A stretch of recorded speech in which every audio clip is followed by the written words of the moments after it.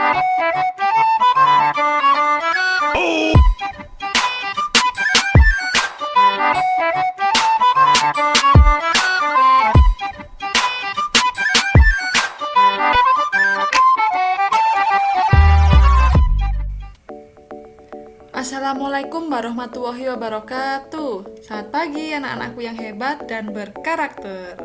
Bagaimana kabar kalian hari ini? Semoga kalian selalu semangat dan selalu mematuhi perkataan orang tua di rumah ya. Sudah siap belajar anak-anak? Harus siap dong. Baiklah, hari ini kita akan belajar tentang bahasa Indonesia kelas 4, tema 7, subtema 1, yaitu tentang pokok pikiran dan kata sulit dalam paragraf. Nah, sebelum belajar, kita berdoa terlebih dahulu ya, agar pembelajaran dapat berlangsung dengan lancar dan kalian bisa memahami apa yang Ibu sampaikan. Berdoa, dimulai.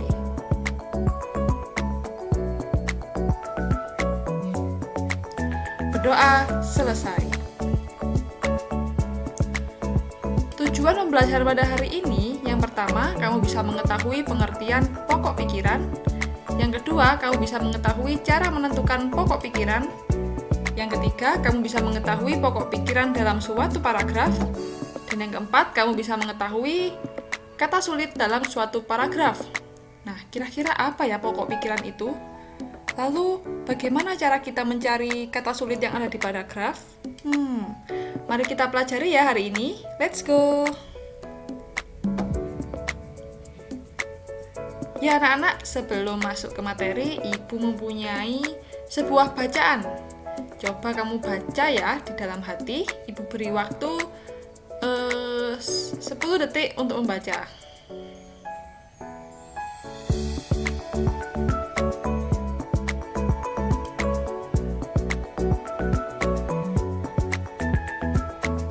Ya anak-anak, kamu sudah membaca teks yang berjudul Suku Bangsa di Indonesia. Nah, sekarang Ibu mau tanya, kira-kira pokok pikiran dalam paragraf ini apa ya? Nah anak-anak, apabila kalian belum mengetahui apa itu pokok pikiran, mari kita pelajari. Pengertian pokok pikiran. Nah, jadi pokok pikiran adalah inti dari pembicaraan yang terdapat dalam suatu paragraf. Jadi pokok pikiran itu hal yang dibicarakan atau yang dibahas dalam paragraf, ya, dalam satu paragraf. Nah, pokok pikiran itu sama dengan ide utama, ide pokok, gagasan inti. Nah, itu sama anak-anak, hanya istilahnya saja yang berbeda. Kemudian, pokok pikiran setiap orang itu berbeda-beda. Nah, tergantung bagaimana orang tersebut memahami bacaan yang ia baca. Jadi misalnya kamu dengan temanmu, kalau pokok pikirannya berbeda, ya tidak apa-apa, karena tergantung bagaimana orang tersebut memahami bacaannya. Nah, pokok pikiran itu biasanya ditulis dalam satu kalimat anak-anak. Sekarang cara menentukan pokok pikiran. Yang pertama, kamu membaca seluruh kalimat dalam paragraf. Nah, jadi kamu baca secara utuh satu paragraf itu. Kemudian, coba kamu tandai mana kalimat yang awal, kalimat akhir, atau kalimat yang menurut kalian penting dalam paragraf tersebut. Nah, kemudian, kamu tuliskan pokok pikiran sesuai dengan isi bacaan dalam satu kalimat. Ya, jadi kamu baca dulu, kamu tandai kalimat awalnya mana, kalimat akhirnya mana, terus kamu tentukan, kira-kira paragraf ini membahas tentang apa ya? Nah, kemudian kamu tuliskan pokok pikiran itu dalam satu kalimat. Nah, sekarang Ibu memiliki contoh bacaan yang tadi ini. Ibu bantu baca ya. Suku bangsa di Indonesia. Sejak dahulu kala, bangsa Indonesia hidup dalam keragaman. Kalimat Bhinneka Tunggal Ika pada lambang negara Garuda Pancasila bukan cuma slogan. Penduduk Indonesia terdiri atas beragam suku bangsa, agama, bahasa, adat, dan budaya, tetapi semua dapat hidup rukun berdampingan. Nah, ini kan satu paragraf. Nah, pokok pikirannya ialah Indonesia hidup dalam keberagaman, namun semua dapat hidup rukun berdampingan. Nah, jadi seperti ini pokok pikirannya. Dari satu paragraf menjadi satu kalimat. Jadi yang dibicarakan kan tentang Indonesia yang hidup dalam keberagaman, tapi mereka hidup rukun berdampingan. Seperti itu. Nah, selanjutnya ini adalah bacaan yang lanjutannya paragraf yang tadi. Coba Ibu bantu baca ya. Berdasarkan hasil sensus Badan Pusat Statistik atau BPS tahun 2010, bangsa Indonesia terdiri atas 1.331 suku. Berdasarkan sensus itu pula, suku bangsa terbesar adalah suku Jawa yang meliputi 40,2% dari penduduk Indonesia.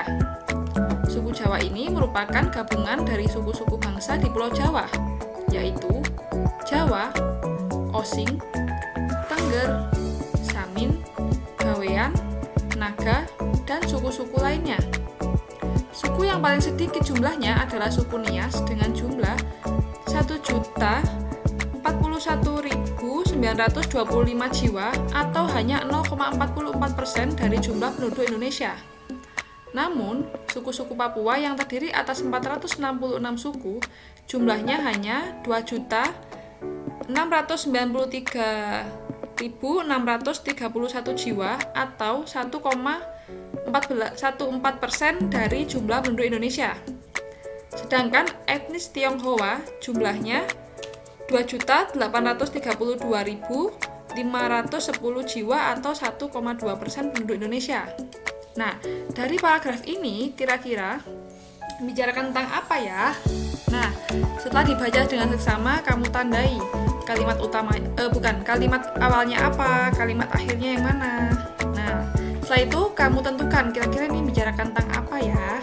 Nah, jadi pokok pikirannya, menurut hasil sensus Badan Pusat Statistik atau BPS tahun 2010, negara Indonesia terdiri dari 131 suku. Nah, sukunya apa saja? Nah, itu tidak perlu kita jelaskan karena ini sudah menjelaskan semuanya. Ya, jadi pokok pikiran hanya pokoknya saja atau membicarakan secara umumnya. Seperti itu. Nah, sekarang Ibu ingin memberikan tips menuliskan pokok pikiran. Yang pertama, kamu gunakan bahasamu sendiri.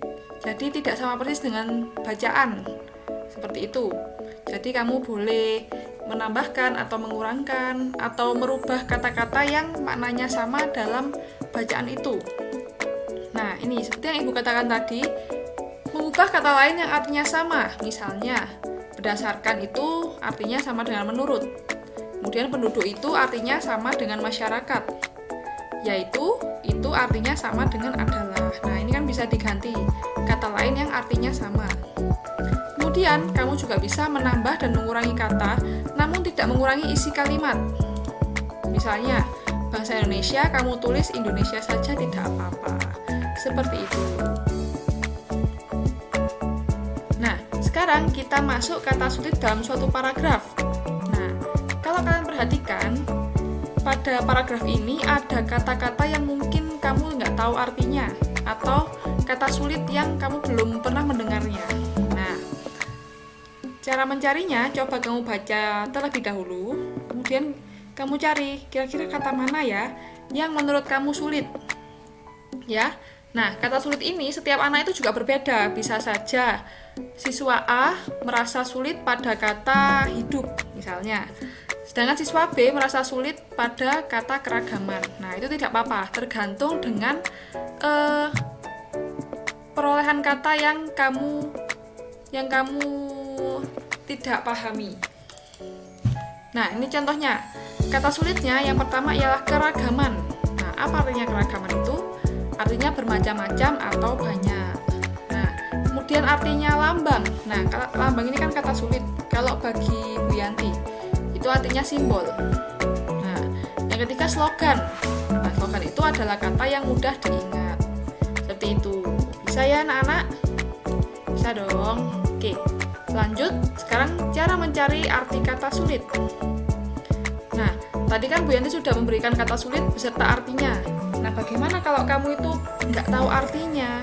Nah, kamu bisa membuka KBBI atau Kamus Besar Bahasa Indonesia. Ya, ini ada kamusnya, tebal sekali anak-anak. Nah, apabila kalian punya, bisa kalian cari di sana. Yang kedua, kamu bisa mencari pada KBBI online di internet. Nah, kamu bisa ketikkan di Google kata sulitnya apa, dan lalu ditambahi sesuai KBBI. Nah, nanti akan keluar artinya sesuai dengan KBBI atau Kamus Besar Bahasa Indonesia. Nah, ini ada yang web resminya, kbbi.kemendikbud.go.id. Yang kedua, kamu bisa cari di kbbi.web.id. Coba kamu ketikkan ini nanti, terus kamu cari arti kata sulit di sana. Yang ketiga, kamu bisa mendownload dari aplikasi Google Play Store ya, atau App Store dengan kamu ketikkan Kamus Besar Bahasa Indonesia. Nah, nanti ini ada yang logonya ini. Seperti itu. Nah, kalau kalian rajin mencari kata-kata di sana, kamu akan menemukan banyak kata yang mungkin kamu tidak tahu. Nah, itu akan menambah kosakatamu dan menambah wawasan baru tentang kata-kata. Ya anak-anak, kita sudah sampai pada pesan moral. Pesan moral pada hari ini, jangan malas untuk membaca. Karena dengan membaca kita bisa mengetahui banyak hal, menambah informasi, dan mengasah kemampuan kita dalam berpikir. Oke, jangan malas ya untuk membaca. Coba kamu baca dengan baik ya, tingkatkan literasi kalian agar kalian bisa memahami sesuatu hal dengan baik. Oke? Nah, sekarang ada tugas dari Bu Yanti. Nah, coba kamu baca teks Seni Gerabah Indonesia pada buku tema 7 halaman 8-9. Nah, kamu tentukan pokok pikiran dari 5 paragraf yang ada pada bacaan tersebut. Nah, setiap ada satu pokok pikiran dalam satu paragraf. Nah, karena ada 5 paragraf, jadi pokok pikirannya ada 5. Ini sudah Ibu beri contoh pada paragraf pertama. Pokok pikirannya ya, kamu cari pokok pikiran pada paragraf kedua, 3, 4, dan 5. Kemudian tugas yang kedua, masih pada teks Seni Gerabah Indonesia, kamu cari 5 kata sulit, lalu kamu cari artinya pada KBBI ya, boleh online atau offline. Seperti itu. Kamu buat tabelnya, terus kamu cari kata yang menurutmu sulit, lalu artinya apa. Bisa ya anak-anak? Pasti bisa dong. Oke. Mungkin itu yang bisa Ibu sampaikan. Semoga kalian bisa memahami apa yang Ibu jelaskan. Terima kasih, semangat dalam belajar. Beli ikan pakai nasi. Sekian, terima kasih. Wassalamualaikum warahmatullahi wabarakatuh. Sampai jumpa anak-anak. Dadah.